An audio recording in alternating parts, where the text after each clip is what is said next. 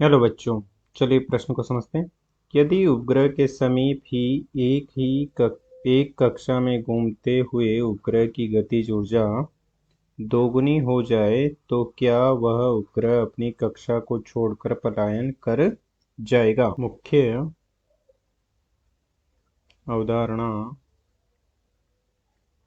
में हम देख सकते हैं कि पलायन वेग वह न्यूनतम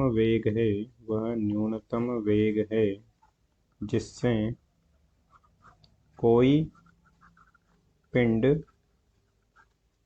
किसी ग्रह के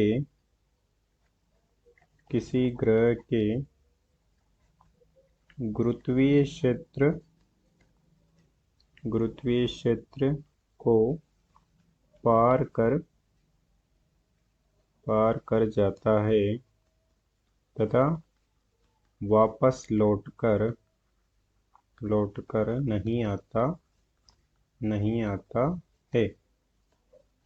तो उस वेग को न्यूनतम वेग कहते हैं जो उस पिंड को दिया गया था। पृथ्वी के लिए पलायन वेग होता है, पृथ्वी के लिए पलायन वेग को हम लिख सकते हैं VE बराबर वर्गमूल 2GME/RE, जहाँ पृष्ठ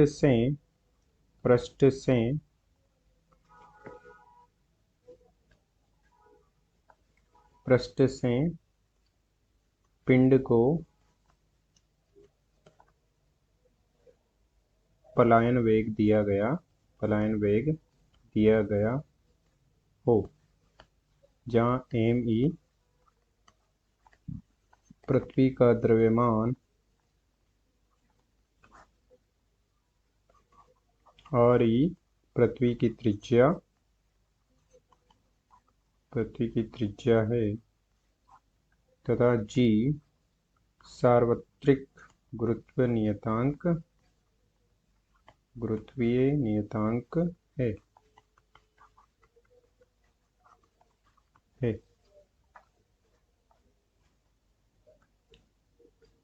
अब चलिए कक्षीय वेग के बारे में जानते हैं।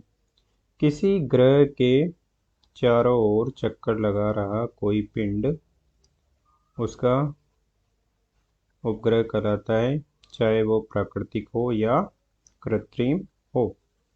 इस प्रकार से माना कि पृथ्वी, जिसकी त्रिज्या RE है तथा जिसका द्रव्यमान ME है, से H ऊंचाई पर कोई M द्रव्यमान का पिंड गति नियत चाल v से गति कर रहा है, तो उसकी नियत चाल v कक्षीय वेग v कहलाती है, जो कि होती है वर्गमूल GME/RE+H।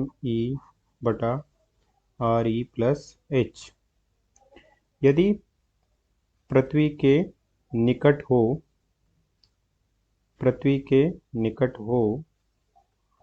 निकट की स्थिति में H को लगभग शून्य नगण्य ले सकते हैं, तो V बराबर हम लिख सकते हैं कि वर्गमूल G/ME/RE, जो कि कक्षीय वेग है।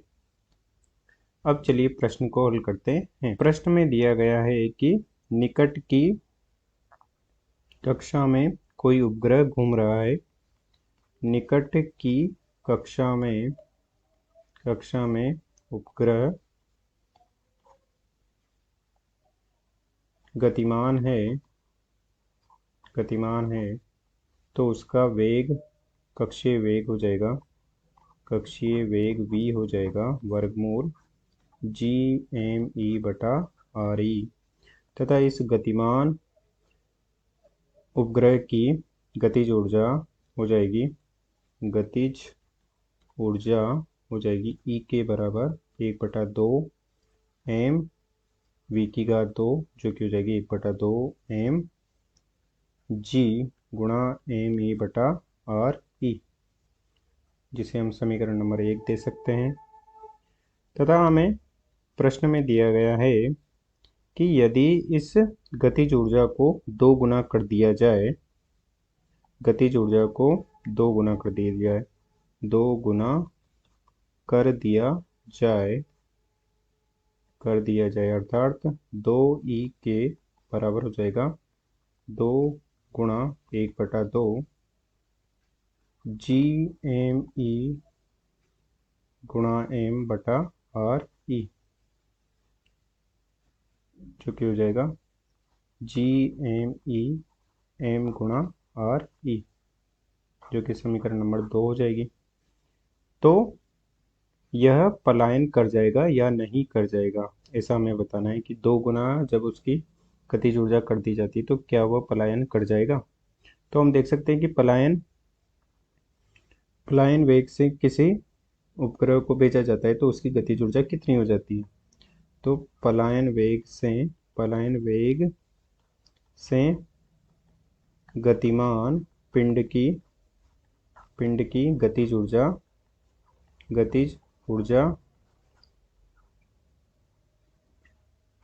ई पलायन बराबर हो जाएगा, यदि पलायन की गतिज ऊर्जा बराबर